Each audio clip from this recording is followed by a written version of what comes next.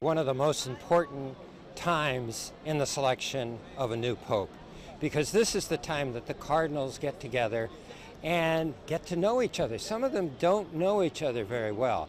And so there's a lot of meetings, both formal meetings and what we call congregations, where they get up and give speeches. But there's also, even more important, the informal meetings over dinner, coffee, drinks, where they get a chance to get to know each other.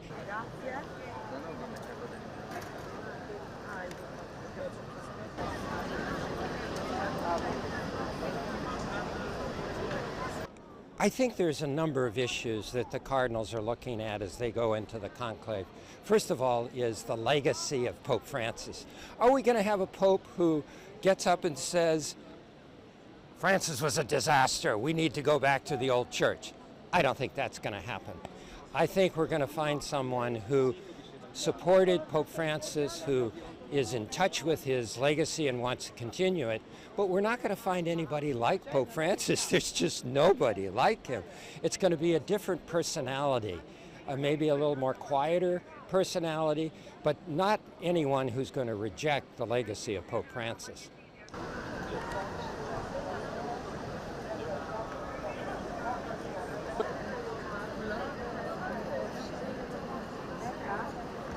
There are regional issues that each group would be concerned about. The Cardinals, for example, from Europe and the United States, Australia, they would not want anyone elected who got up and said, oh, the sex abuse crisis, not a problem. That's a creation of the media. That would be an utter disaster for the church in the United States and Europe and Australia. On the other hand, Cardinals from countries that are predominantly Muslim don't want a pope getting up and saying, Muslims, they're, infidels, we shouldn't have anything to do with them. That would be a disaster for the church in their area. On the other hand, the African church, the African Cardinals are more concerned about, a pope who has a gay agenda.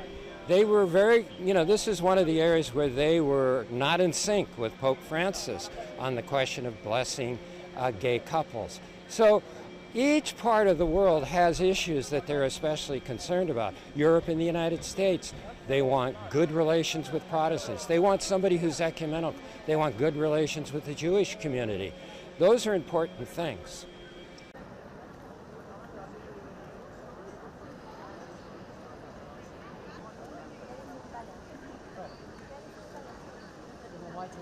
So the Cardinals will gather in the Sistine Chapel, and on the first day they may have a vote or they may just do logistical things. But once it really starts, there will be 2 votes in the morning, 2 votes in the afternoon, and this is done in the Sistine Chapel in total silence except for the counting of the votes. All the discussion happens outside of the Sistine Chapel. And what's important in the voting process is to see, okay, who is going to be gaining votes on each time? Because if a candidate peaks, they're going to say, well, I guess he's not the one. We're going to have to look for somebody else. But if someone, like happened with Bergoglio at the last conclave, if on each vote his numbers continue to go up, then they say, okay, this is the man with momentum. This is the one who's got the best chance of getting elected. So there's both the prayerful aspect of it, but there's also a very political aspect of it, of seeing who gets the votes.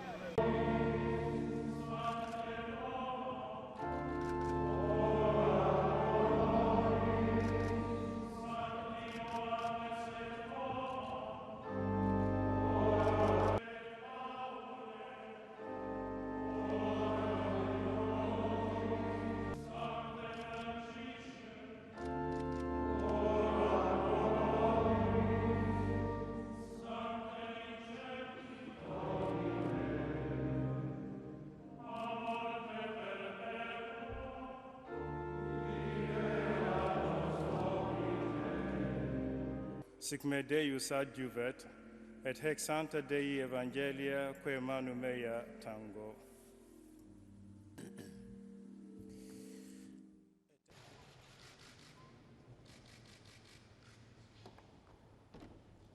No, Cardinals cannot take their phones, their computers, radios, any electronic things cannot go into the conclave. They are to be totally cut off.